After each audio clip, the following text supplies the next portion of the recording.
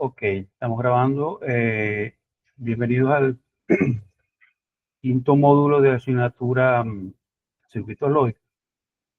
Estamos hablando de que para el laboratorio número 2 hay que entregar el procedimiento como está descrito, un informe con el procedimiento y el archivo de simulación.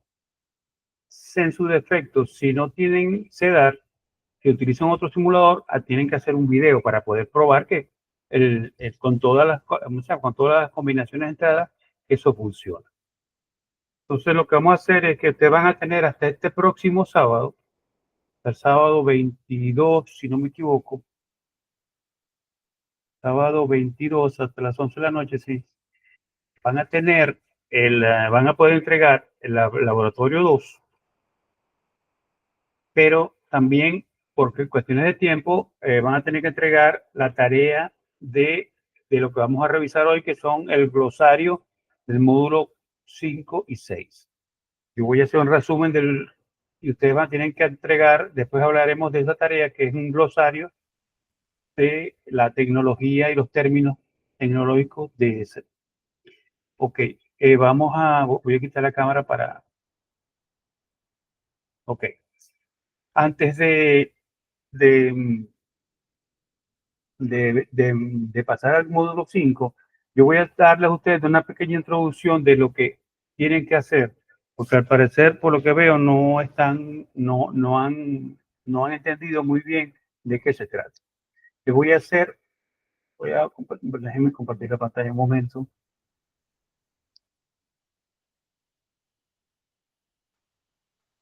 Okay.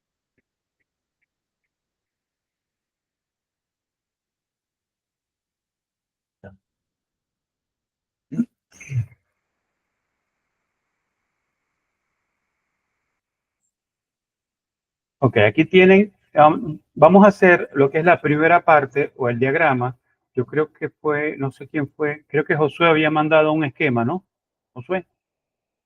Sí, profe, yo le mando un esquema y Bueno, pero ese esquema no está correcto. Entonces yo voy a hacerle, para que ustedes traten de hacer el esquema, no lo voy a hacer todo la tarea, el laboratorio, porque precisamente ese es el trabajo. Pero le voy a dar el esquema inicial, el diagrama inicial de cómo hacerlo para que ustedes continúen con eso.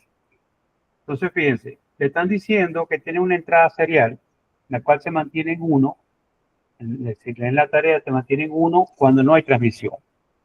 Cuando va a haber transmisión, bueno, perdón, esa señal serial está sincronizada con un reloj, con un clock, con el flanco de subida de un reloj, o una señal de sincronía. Entonces tenemos la entrada serial sincronizada con un clock y una salida que nos va a decir cuándo la comunicación comienza. Y esa secuencia de unos y ceros que está llegando nos va a decir que la comunicación comenzó o va a comenzar cuando lleguen 3 ceros seguidos. Entonces, si eso es lo que me están diciendo, yo tengo que ¿por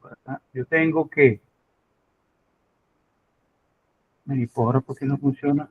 Ok. Yo tengo que empezar a definir un diagrama donde se describe el comportamiento y se generan los estados necesarios para describir ese sistema. Entonces, si no he recibido señal, la señal está en 1,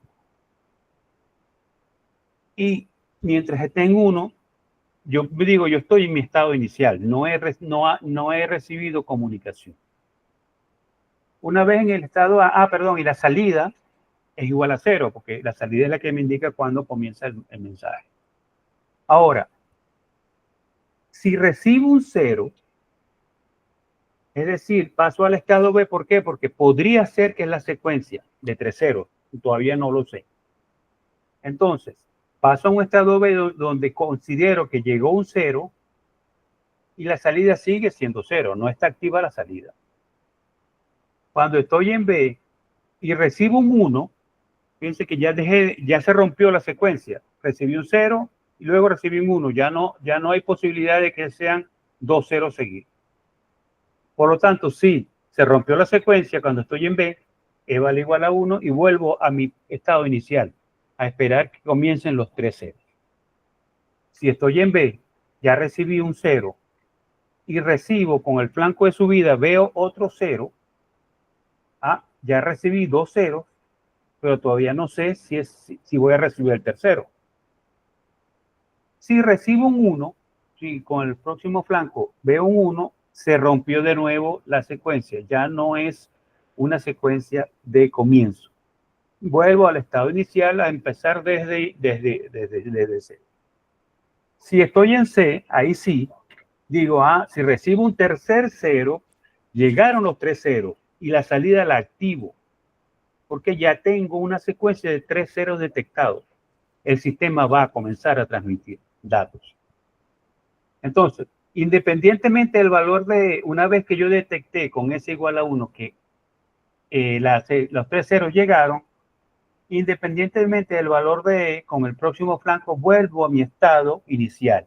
¿Por qué? Porque ya indiqué que la información, perdón, que la transmisión va a comenzar. Entonces, esto que está acá no es más, si lo llevamos a la tabla, la tabla no es más que la representación tabular, valga la redundancia, de lo que está en el diagrama. Si estoy en A con E igual a 0, paso a B. Perfecto, aquí estoy. Si estoy en A y con E igual a 1, me quedo en A. Ok, E igual a 1. Entonces, esto que está acá lo estoy llevando a una tabla de estado futuro.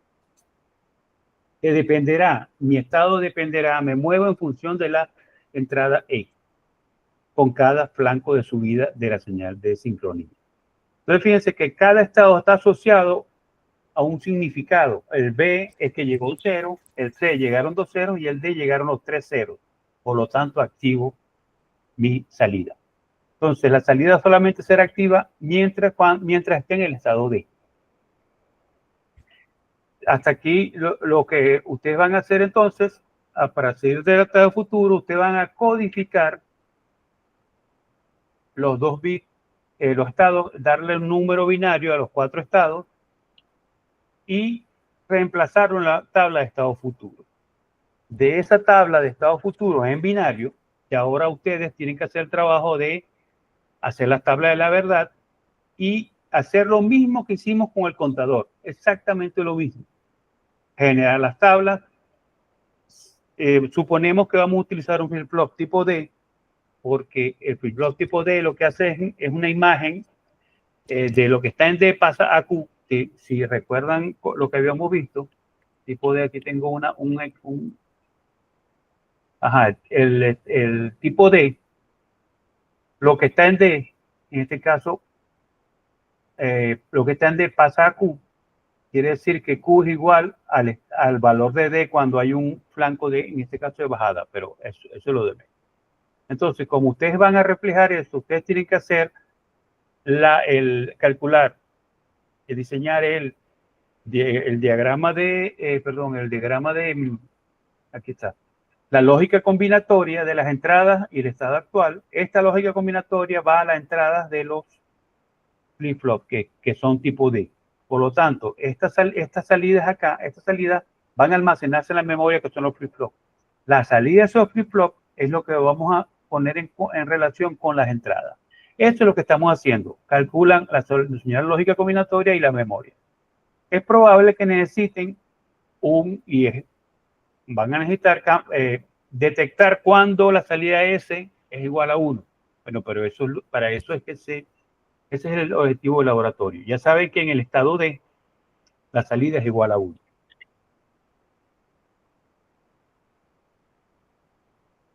Entonces fíjense que aquí en el estado D la salida es igual a 1. Solamente ahí tengo yo que activar esa entrada. Está claro ahora el diagrama que ustedes van a realizar. Díganme alguna pregunta, una duda sobre el diagrama. Todo claro. Profe, como serían 3 estados, para entonces llegar al tercero, serían como 3 flip-flop. ¿Por qué 3 flip-flop? Porque yo estoy viendo 3 estados. No, hay 4 estados. Serían 4 entonces. No, pero lo ves, lo estás viendo. Sí, más o A, menos. A, B, C y D. Ahí hay Mm. 4 estados. Ah, ok. Recuerden que los círculos son los estados y las flechas son las transiciones entre estados. Cuando hay por ejemplo, el estado A es mi estado donde yo tengo unos valores en la memoria y estoy viendo una entrada. Con esta entrada, mientras esté en igual a 1, yo digo, si es igual a 1 en el estado A, no me muevo de A. Quiere decir que en la memoria estoy guardando A. ¿Por qué? Porque no le estoy diciendo que se va a mover. Cuando viene un flanco de subida y veo un 0, paso a un estado B. Y la salida para ese estado es 0. Porque todavía no he recibido los tres ceros. Y así sucesivamente. Fíjense que si paso de A a B y de B a C y recibo un 1, se rompió la secuencia. Ya no son 3 ceros, eran 2 solamente. Y luego vino un 1. Por lo tanto, estando en B, si recibo un 0 paso a C, si recibo un 1 paso a A. Y así sucesivamente. Si estoy en C, si recibo un 1 paso a A y si recibo un 0 paso a D. En este estado digo, ok, ya recibí los 3 ceros, ahora sí activo mi salida. Este es igual a 1. Que es lo que está escrito en esta tabla. Cuando E vale igual a 0 y cuando E vale igual a 1. Entonces, no son cuántos, son 4 estados. Con 4 estados, ¿cuántos dígitos binarios necesito para representar un número de 4 valores? El rango, recuerden, por eso que es importante el rango al principio. Si tengo 4 estados, puedo escribir los 4 estados con 2 bits, con 2 dígitos. Por eso es que necesito 2 flip-flops, uno para cada bit. Si tuviera 8 estados, si estos fueron 8 estados, necesitaría 2 a la 3, que es 8. ¿Por qué? Porque necesito codificar todos los valores de todos los estados posibles. En este caso, tengo 1, 2, 3 y 4. Bueno, le doy un valor. Por ejemplo, A vale 0, 0, 0, 1, 0, 2, 1, 0 y 1, 1. Aquí le estoy diciendo el valor binario de A es 0, 0. Son 2 bits, necesito por lo tanto 2 flip-flops. Entonces ustedes lo que van a partir de la tabla ya codificada, con ceros y unos, van a hacer, primero calcular el circuito de entrada, que toma en cuenta la memoria actual, que son las salidas de los flip-flops, lo procesan y va a la entrada para modificar el nuevo estado, que es la entrada de los flip-flops. Por eso que decíamos, si la salida del circuito de entrada me modifica la memoria, que son las señales de flip-flop. Y la salida de flip-flop son señales Q, van a trabajar con la entrada para que el sistema evolucione en la secuencia. Por lo tanto, ustedes lo que tienen que hacer ahora es sacar las tablas de estado para el circuito de entrada. ¿De quién depende el circuito de entrada? Eso lo tienen en la teoría. Depende de la entrada y de las señales Q y que son las salidas de los flip-flops. Y esa salida del circuito de entrada depende de quién. Perdón, esa salida a dónde va? Va a la entrada de los flip-flops. ¿Por qué? Porque eso es el nuevo estado que se va a almacenar. Y como dijimos que acabamos de decir que la salida depende del estado, no de las transiciones. En el estado D vale 1, S vale 1, en el estado C vale 0, en el estado D vale 0, en el estado A vale 0. S es una función de los valores QI, Q0 y Q1, que es el estado que tengo en ese momento. Cuando caigo en D, activo. Por lo tanto, tienen ustedes que hacer una función lógica para que cuando esté en D, si a D le dan el valor 1, 1, esa función se active, la salida se activa.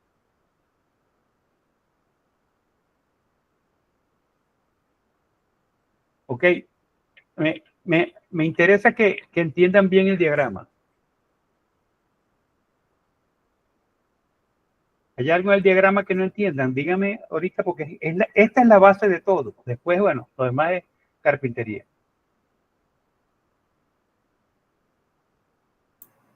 Bueno, el diagrama yo lo estoy entendiendo, profe. Va Y Adrián. condicionado. Después de 3 ceros, entonces se activa la salida. Adrián. Sí, profesor, ahí lo vamos entendiendo poco a poco. Ok. Bueno, entonces, ustedes tienen en la clase y en la guía didáctica, tienen el método. Hacer de hecho, con el contador tienen un ejemplo, solo que el diagrama es diferente, pero es el mismo método. De hecho, también son 2 estados y una entrada. O sea que tienen la misma cantidad de bits, la misma cantidad de estados. Las transiciones son diferentes, pero bueno, es obvio que no podría ser el mismo. Entonces, ustedes tienen que seguir ese método y en el informe tienen que dar cada paso, tienen que describirlo y dar el resultado de cada paso. Este es mi diagrama, esta es mi tabla de estado futuro, esta es mi tabla esta es mi tabla de salida, esto es mi señal de salida, las ecuaciones, estas son las tablas de la verdad, estas son las tablas de Carnot, todo tienen que colocarlo ahí. Y al final, si ustedes dicen, hicimos esto y pudimos por decir algo, pudimos optimizar esto tomando, eliminamos 3 compuertas porque pudimos simplificar y funciona de la misma manera, un poco más económico. Perfecto. Eso es parte del descubrimiento del laboratorio. Si ustedes encuentran maneras de hacerlo más simple, mejor. Solo que el diagrama no puede ser más simple porque el diagrama está sujeto a los requerimientos. Nos piden 3 ceros, no podemos poner no pueden haber 3 estados, por ejemplo, porque nos están diciendo que tenemos que detectar 3 ceros. Entonces, es importante que entiendan esto y ya saben, entonces, tienen hasta, o sea, ustedes cuando lo hagan en las tablas y si quieren me van mandando, pero no me manden el final, mándenme lo que están haciendo porque no tiene sentido si me mandan el circuito ya hecho, porque hay que ver cuál es la secuencia de su razonamiento para saber si lo hicieron bien. Y sobre todo para saber si el método lo están aplicando bien. Ok. Entonces, bueno, vamos a hablar un poco de lo que es la parte, bueno, esta parte aquí no. Vamos a hablar un poco entonces de lo que son el módulo, que es la tarea que estamos haciendo, que vamos a hacer. Déjame dejar de compartir. Ajá. Déjenme ver qué es lo que yo hablo psicológico, programable.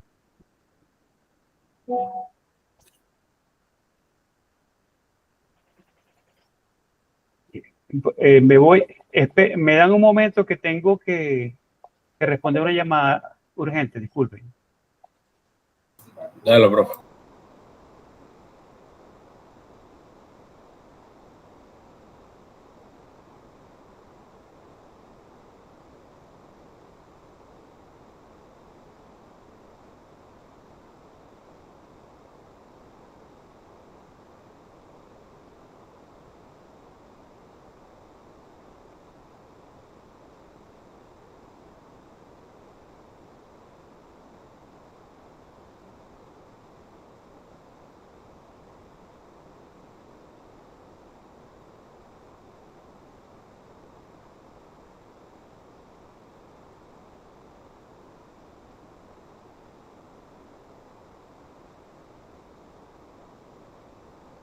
Ok, disculpen, que no. Ok, entonces vamos a ver, ustedes para el sábado, porque por cuestiones de tiempo no nos da, vamos a ver, ustedes tienen que hacer un glosario sobre lo que les voy a compartir ahora.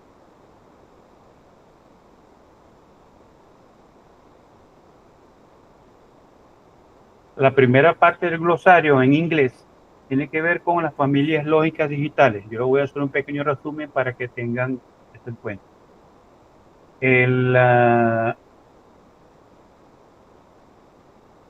Bueno, el objetivo es estudiar las características tecnológicas de las familias de circuitos integrados y evidenciar las diferencias entre familias, consumo, rapidez, etcétera. Bueno, vamos a ver rápidamente cuáles son la tecnología que se utilizaba y que se utiliza ahora, porque hay alguna ya que ya no se está utilizando, y algunas definiciones que son importantes porque les van a servir a ustedes en el trabajo. Puede ser que se topen alguna vez con este tipo de definiciones y es bueno que sepan lo que es. Bueno, lo que fan in y fan out en un circuito integrado, sobre todo lógico, tiene que ver con la capacidad real. Cuando hablo de capacidad real, desde el punto de vista de la energía que pueden consumir y pueden aportar. El fan in es el número máximo de entradas que una compuerta puede soportar. ¿Okay? Yo tengo una compuerta de 10 entradas, eso es su fan in. ¿Okay?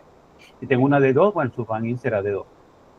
Y el fan out son los tipos de compuertas, es decir, cuántos dispositivos, un circuito, cuántos dispositivos puede manejar, es decir, qué tanta energía necesita para manejar 10 dispositivos. Es probable que un circuito comercial lógico no pueda manejar más de 6 u 8. ¿Por qué? Porque, bueno, no hay suficiente potencia como para manejar ese. Es una cuestión física al final. Entonces, es lo que se llama fan out, la capacidad de manejar salidas, manejar otras compuertas en salida. Entonces, fíjense, una compuerta NAND 7430 aquí tienen un chip que tiene 8 entradas, panel 8. Y el circuito 74LC20 son 2 NAND, pero cada uno con un fan-in de 4. Es que el fan-in tiene más que ver con la capacidad de entrada y el fan-out más con qué tanto puedo manejar, qué tanta corriente puedo enviar. Y es aquí donde se ve, por ejemplo, tienen en fan-out una compuerta que llamo una NAND, y yo digo, si yo estoy mandando información a un grupo de compuertas, yo tengo que poder mandar una corriente suficiente para que todas las compuertas vean la información. O sea que si la compuerta inicial a la izquierda no tiene potencia, no va a poder manejar las señales lógicas y por lo tanto el sistema no va a poder funcionar. Un fan out típico puede ser de 10. O sea que una compuerta como esta que ven acá, este circuito solamente puede manejar 10 como ella. Normalmente es que tiene que ver con la potencia que pueden dar. Entonces hay algunas familias básicas, RTL, DTL, TTL, MOS, CMOS y SL. Ahorita en general las MOS y las CMOS son los que más se utilizan. Las otras ya han dejado el TTL, todavía se utiliza un poco por la parte de velocidad. Pero las RTL, DTL y SL ya casi no se utilizan, pero ya son tecnologías muy viejas. Entonces, fíjense que aquí podemos hacer una pequeña comparación. Las compuertas más rápidas son las ESL, que ya no se utilizan tanto porque su consumo en potencia, en energía es muy grande. Entonces, ya son prohibitivas para el tipo de aplicaciones que hay actualmente. Y como ven, las CMOS son actualmente lo que más se usa. El consumo es muy pequeño, pero la velocidad se mantiene aceptable. Por esto que estas son la tecnología que se usa en general pues, para los sistemas lógicos. Aquí les dejo una pequeña, ¿cómo se llama? Una pequeña resumen del cuadro comparativo de cada una. No vale la pena memorizarlo, pero para que lo tengan presente. Ajá, y la actividad evaluativa tiene que ver con investigar, redactar el significado de los términos relacionados con las familias lógicas, incluidos los que se tratan ahorita. Bueno, por ejemplo, ¿qué es fan in, fan out, Smith trigger, logic level, high level? Bueno, todos esos tipos que tienen que redactar la frase descriptiva en inglés y dar su significado en español. Aquí doy un ejemplo. Fan in, ¿qué quiere decir fan in? Maximum number of input signals. Y decir que en español qué es. Recuerden que todas estas descripciones tienen que ser dadas en inglés. Ok. voy a presentar ahora la parte de nosotros acabamos de hablar de las familias lógicas y ahorita el capítulo 6 aquí me equivoqué, aquí es 6, que habla de los dispositivos programables. Como ustedes sabrán, los dispositivos programables, se oye mucho hablar de un computador, de un procesador. Un microprocesador es un dispositivo programable, pero este procesador se programa vía un lenguaje. Bueno, los adjetivos programables también tienen lenguaje, pero digamos que depende de un programa. Y los dispositivos programables dependen la mayoría de instrucciones cableadas. Y vamos a ver lo que significa instrucciones cableadas. Luego, el objetivo es evidenciar la diferencia entre dispositivos programables y cableados. Ahí es donde viene la diferencia entre una cosa está cableada y otra programable. Y comprender la estructura de diferentes dispositivos. Esos son los objetivos. Entonces, ¿qué tenemos? Tenemos los arreglos lógicos programables, la implementación de funciones lógicas con arreglos lógicos programables. Tenemos los GAL, Generic Array Logic, los FPGA, la memoria ROM y la implementación de funciones lógicas con memoria ROM. Que es más o menos lo que son los dispositivos programables. Entonces, ¿qué diferencia hay entre un dispositivo cableado y un dispositivo programable? El cableado, como habíamos visto, tenemos una NAND, y si yo quiero hacer una función F, en este caso, F es igual a C de A negado, todo negado, yo tendría que poner cables directamente en cada una de estas entradas y realizar mi función F. Ahora, la ventaja es que es de muy bajo costo, estos chips son muy baratos. El problema es que una vez que yo lo cableé, puse todos los cables, ya no puedo modificar eso. Tendría yo que romper los cables y volver a... O sea que no es programable un dispositivo cableado. Y por lo diferente, un dispositivo programable es que yo voy a hacer lo mismo, pero yo voy a elegir las conexiones. Esas conexiones pueden ser switches, interruptores, por ejemplo. Yo digo, bueno, yo quiero hacer la misma función F, la misma función que tengo acá. Entonces, yo digo, bueno, yo voy a unir mediante switch o interruptores, voy a unir estas señales. Fíjense, aquí tengo A negado, aquí tengo B negado y aquí tengo C. Esto que está acá me da la función FCDA. Entonces, si yo quiero cambiar mi función, lo único que tengo que cambiar son estas conexiones dadas por los puntos. Entonces, de alguna manera estoy programando la función lógica.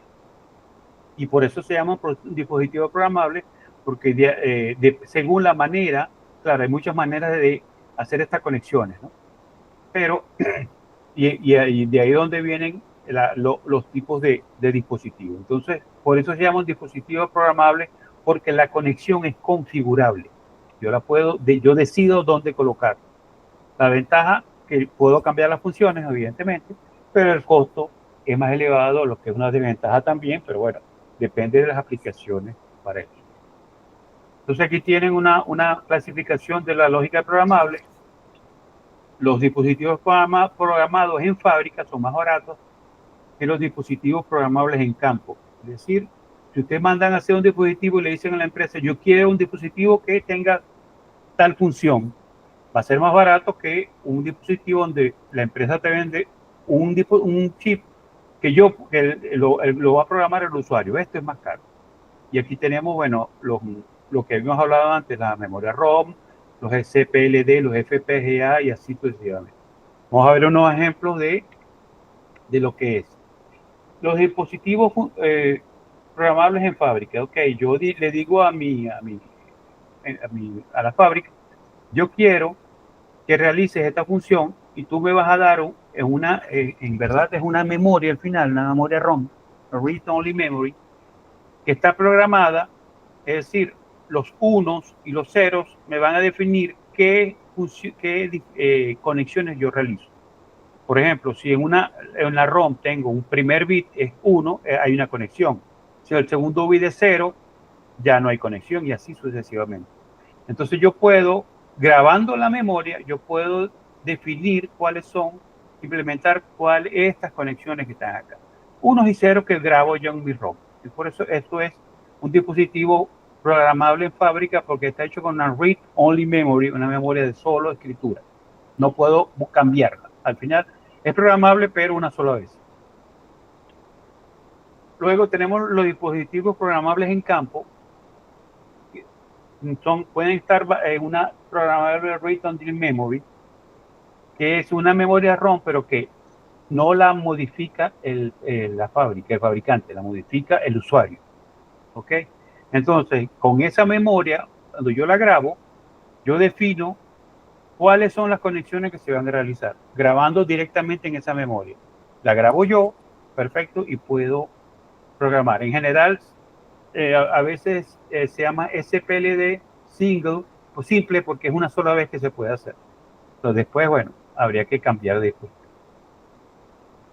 Luego tenemos los PLA, los arreglos lógicos programables, que es el mismo, es la misma filosofía, solo que podemos jugar con las conexiones a realizar. Fíjense que aquí podemos colocar las señales de entrada negadas o no, y podemos colocar aquí unas AND, y luego podemos colocar aquí unas también para las OR de salida, podemos colocar también y definir esas conexiones. Luego tenemos dispositivos PAL, que más o menos es lo mismo, solo que en los PAL solamente se pueden modificar estas conexiones. Luego tenemos los CPLD, que tienen celdas, microceldas en este caso, que son las que se programan y se pueden interconectar entre ellas. Fíjense que hay una relación de ellas, comparten un bus que pueden intercambiar información. Son mucho más complejas, de hecho. Y finalmente tenemos el FPGA, que son arreglos de bloques lógicos que tienen funciones aritméticas, por ejemplo, funciones complicadas, funciones complejas, y se intercomunican por switch matrix, unas matrices de interruptores, y esto que está acá funciona como un microprocesador a alta velocidad. Es decir, este tipo de dispositivos se programan con un lenguaje que se llama VDHL, que trabaja es sobre todo para hacer cálculos y movimiento de datos muy rápido. Por ejemplo, este tipo de dispositivos se usa mucho para el procesamiento video en tiempo real, porque no están definidos, todo lo que está ahí adentro son matrices cableadas, no hay programas. No, lo que estamos haciendo es, damos una función, le decimos que haga un cálculo y los interconectamos con las otras. Al final lo que estamos haciendo es armando un Lego ahí de funcionalidad. Ajá, y para esta actividad evaluativa también van a hacer ¿se llama? Van a hacer un glosario para las dos al mismo tiempo, van a hacer la anterior y esta, donde van a hacer lo mismo. Buscan los términos, los definen, qué es lo que quiere decir en inglés. No tiene que ser una pequeña frase, pueden explicarlo, mientras mejor lo expliquen mejor, en inglés, sobre todo en inglés, y luego un pequeño resumen en español diciendo qué es lo que qué es lo que se ve. Entonces, las familias lógicas y los dispositivos programables, la tarea es para el sábado también, o sea que tienen trabajo esta semana, porque luego la semana que viene, la semana próxima vamos a definir el proyecto integrador, que es un diseño que no es tan largo, pero que no nos va a dar tiempo de hacerlo si no comenzamos la semana que viene. O sea que podríamos hacerlo la semana que viene, comenzamos con el proyecto integrador y es probable que lo podamos entregar para dentro de 15 días. Yo creo que sí, porque todavía a mí me permiten un poco más, una semana más después del trimestre para evaluar. O sea que necesitamos que ustedes se echen una apuradita ahorita con la parte del módulo 4, laboratorio 2, y hacer la parte esta de el glosario, que ya no es tan complicado, pero simplemente buscar todas esas definiciones. No tienen que restringirse a esa, mientras más pongan mejor, ¿ok? No tienen que ser, pues aquí se le da lo que es un ASIC, un MCU, un microprocessor, un microcontroller, sequential logic, pero seguro que pueden encontrar más y las pueden colocar también. Ok, eso es, bueno, eso es lo que la parte del resumen, ya terminamos. Bueno, no tengo por el momento. Si tienen alguna pregunta, por favor, háganla. Profesor, disculpe, los glosarios están en la plataforma, ¿verdad? Sí, la tarea está en la plataforma, claro. Ok, gracias. La descripción de la tarea, claro, ahí está todo eso. No, sí, claro. No que Sí, va a sí. estar las No, palabras. no el glosario, no. Exacto, sí. Ok, muchas gracias, profesor. Ok, no hay problema. Bueno, entonces ya saben, traten por favor de apurarse un poco porque ya, ya nos queda poco tiempo para el final. Ok, Dale, profe. vale, pues, que la pasen bien entonces. Buenas noches. Buenas noches, profesor.